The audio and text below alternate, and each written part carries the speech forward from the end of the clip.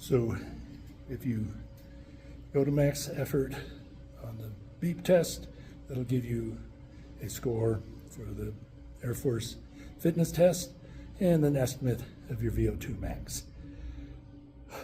Next, I wanted to demonstrate the program I'm doing to improve my push-up effort and strength and endurance. There's many different ways to modify push-ups. The most common or easiest one is to go to your knees instead of on your toes, which reduces the weight you're pushing by about 50%. I think that's a little bit too drastic to try and make improvements. I can go from 10 push-ups in a regular position to 30, 50 in that modified one. So what I'm using is a Smith machine. There's different brand names for these, but basically a machine where a barbell is attached and has different levels where you can put it.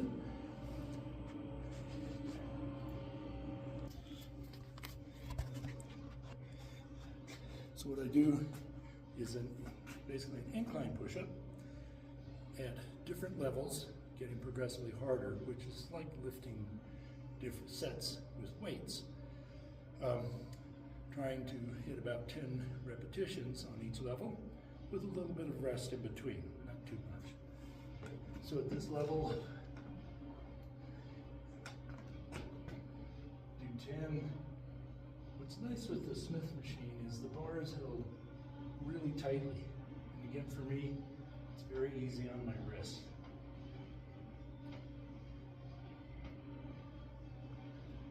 Then I lower it down a level, give myself a few seconds of rest, and go for another set.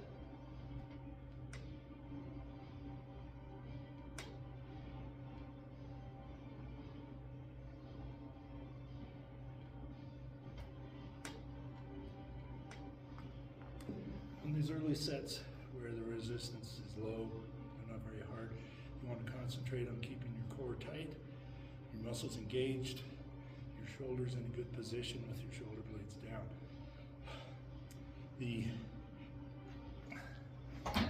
Go down a level.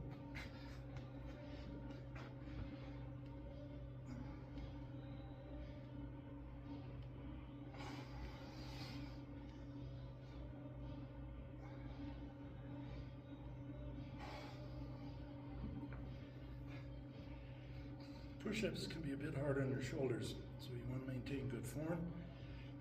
You do want to avoid overuse, so I would only do a progression like this once or twice a week, and give myself several weeks to see significant benefit.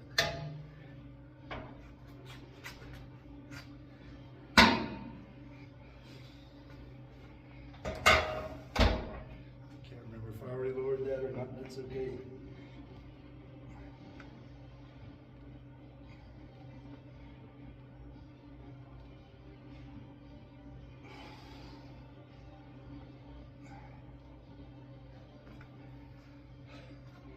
The greatest benefit in resistance training comes when you're pretty close to muscle failure. So you can do a lot of repetitions to increase cardiovascular endurance. You start increasing muscle strength when you're finding that you can only do maybe 1 or 2 repetitions as you finish an exercise.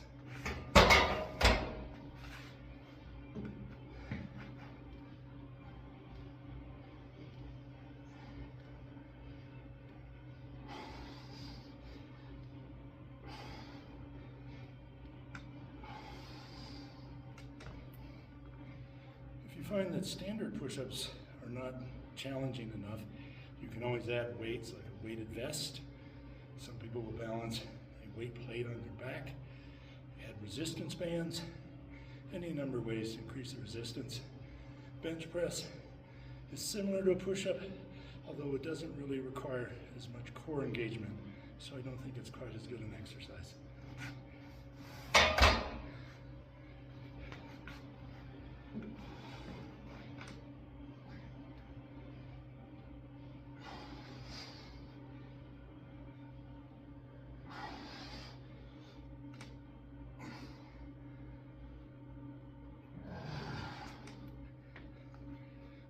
So as you can see, from the number of repetitions and the increasing resistance, I'm getting close to failure at 10.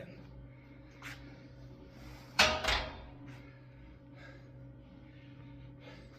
don't usually time my rest intervals, base it more on level of exertion. Am I ready to do another set? How am I feeling? If I were to check my pulse, I might want it to get down to close to 100, which my max is 150. So that's getting down, maybe it's 75% or so. During the max intervals, it probably gets up there above 85 or even 90%. So an exertion level of 8 or 9. Let's do another one.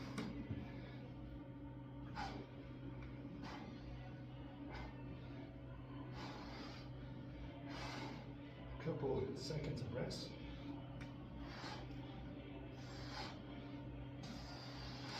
Okay. So only 8 on that one, getting close to muscle failure.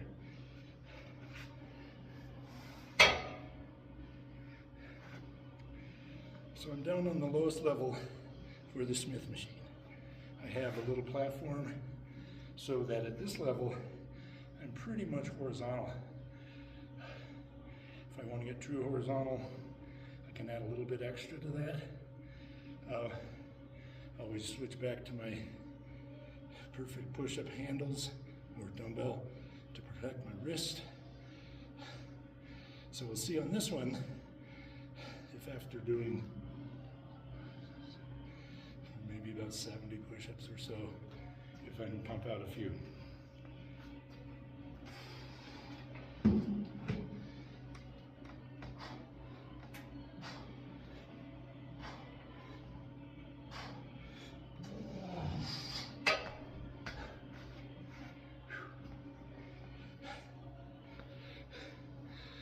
So that's a routine I'm going to repeat a couple times a week.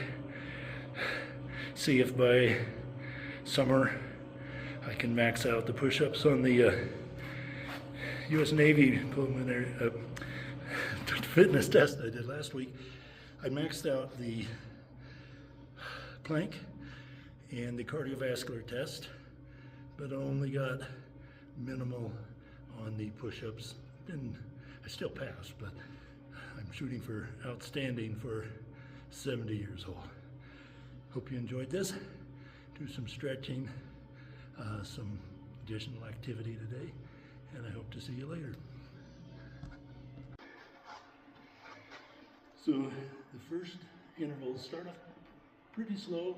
You have plenty of time to get to the marker and take a little rest and come back.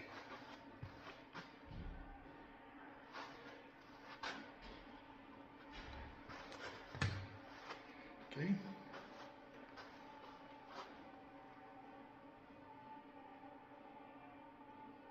And restart.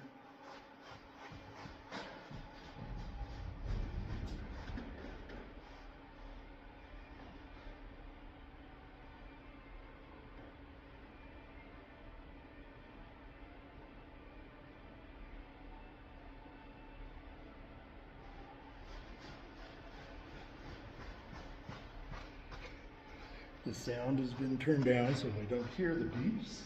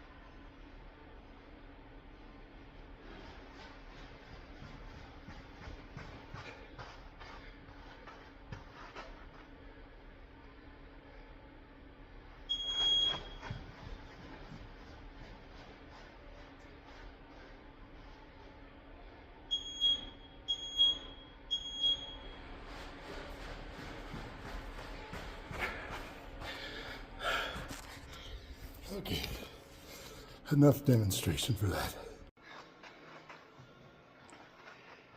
So hopefully you've warmed up a bit. Again, a physical fitness test can be somewhat high intensity. So make sure if you have underlying health conditions that you've been cleared by your medical provider to engage at these higher levels of intensity. Perceived exertions of 7, 8, 9, or even 10. I'm not going to do these in the order that they might do them officially in the United States Air Force. First test I'm going to demonstrate is a crunch version where they cross your arms over your chest, your legs are straight, you bring both knees up, and you rotate and touch your elbow to your thigh. I found when I was practicing this, I don't have that flexibility in my legs to get that far. So I do a version where I can do a straight crunch, touch my elbows to my thighs, and then rotate and get as close as I can, and I still count them. In the test you have 2 minutes, see as many as you can complete. So we can go ahead and get started. Probably won't go for 2 minutes, probably just do a bunch of them. Okay, so legs out straight, bring your knees up, go up, touch. Legs straight, rotate, rotate.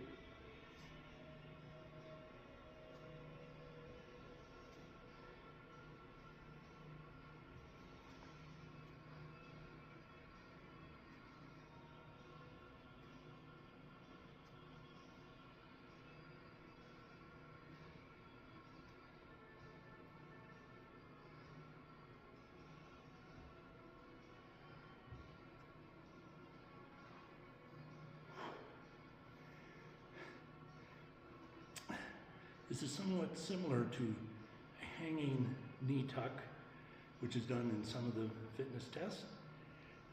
It's easier on your shoulders.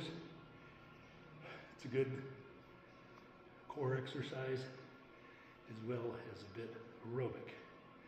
Next, I'm going to demonstrate their push-up technique, which is a hands release. This is similar to what they do in the Army. So you do a push-up, arms out, arms back together, and push up. Let's demonstrate that.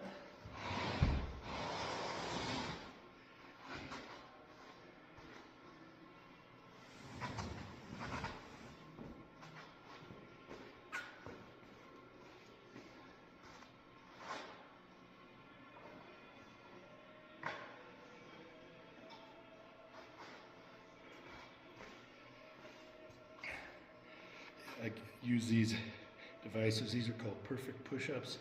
You can use dumbbells. If you have good flexibility in your wrists, palms flat on the ground or the floor.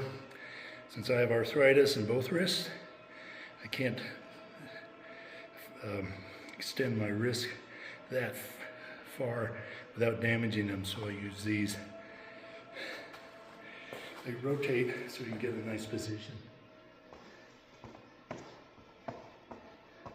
So your hands are pretty much under your shoulders, a little bit wider if you want.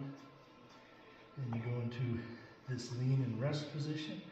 You go down, arms out, arms together, and push up.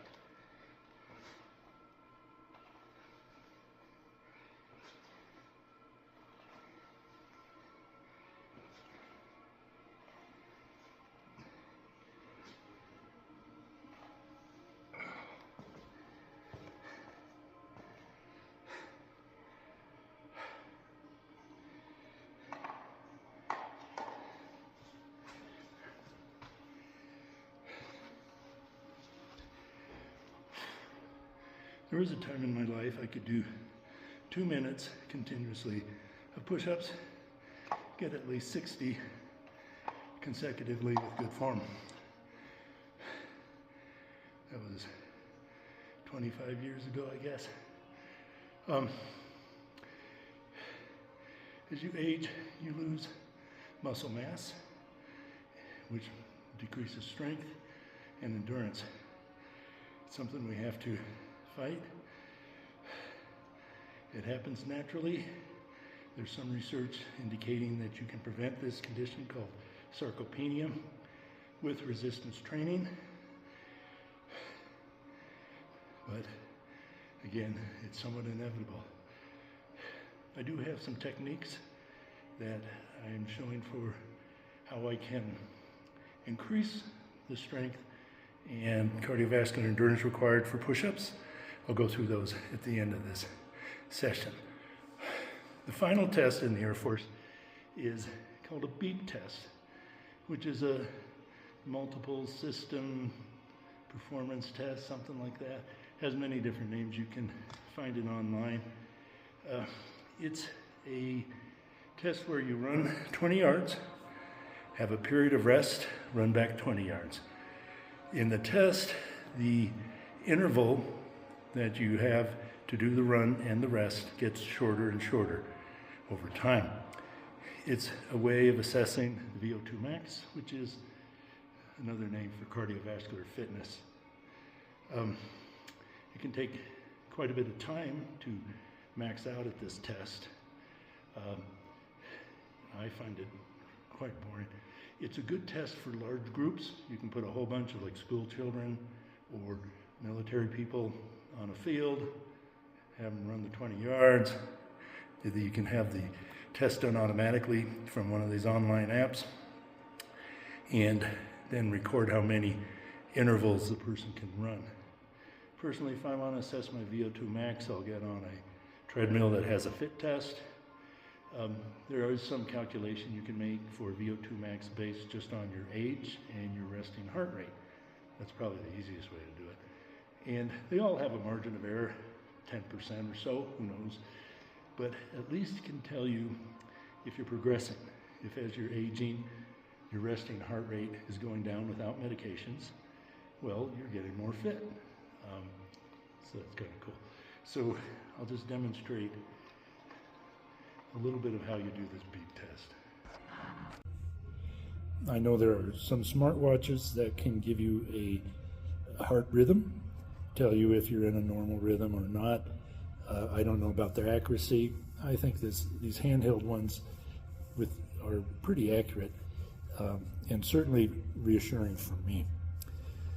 So last session, I went through the U.S. Navy physical fitness test, and I looked into the United States Air Force physical fitness test, and it has some different activities to assess the service person's level of fitness, and I try and identify areas of specific weakness. So I was going to go through some of those exercises today.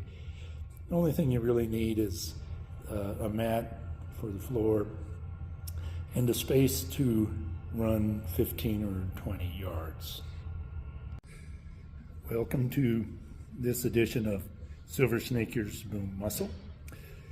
This is the last video I'm going to make before I turn 70 this week. Looking forward to that. It's been 2 months since I underwent cardiac ablation treatment for paroxysmal atrial fibrillation. Feeling pretty good, getting my exercise in, trying to lose some weight. AFib's a pretty dangerous situation. Can be sometimes hard to figure out if you have that going on or not. It's associated with underlying heart disease, lung disease, obesity, and conditions like obstructive sleep apnea. So as you get older, it would be important to monitor for this. For me, my only symptom when this started was I got quite short of breath climbing up a flight of stairs, which for me previously was not very difficult. I could even carry somewhat heavy weight, even like 40 pounds, up those stairs and feel no problem at all. So just going up about 15 steps, quite short of breath, where I'd even have to sit down, that was my only symptom. Then went outside, went up a short hill in the cold, had a little chest pain, so I went to the emergency room. Everything was fine in the emergency room. Was scheduled for a stress test, showed up, and again, my only symptom at the point was a little bit of fatigue, but my heart rate was going 150 beats per minute, quite fast, in atrial fibrillation. So for me, I have to monitor my heart rhythm because my symptoms don't really correlate that well. I mean, if I exercise hard, I get short of breath. So I want to know if I'm in a normal heart rhythm or not. I got one of these devices, which is a handheld cardiac monitor, and it can monitor your heart rate and show you the rhythm, either in one lead or 6 leads. So I check that pretty much every day, or if I'm having any symptoms, to see if the atrial fibrillation has come back or not. At 2 months, I'm able to stop the blood thinner, which makes me very happy because I'm a bit worried about those medications, and at my age, I don't need it, even if I was in atrial fibrillation constantly.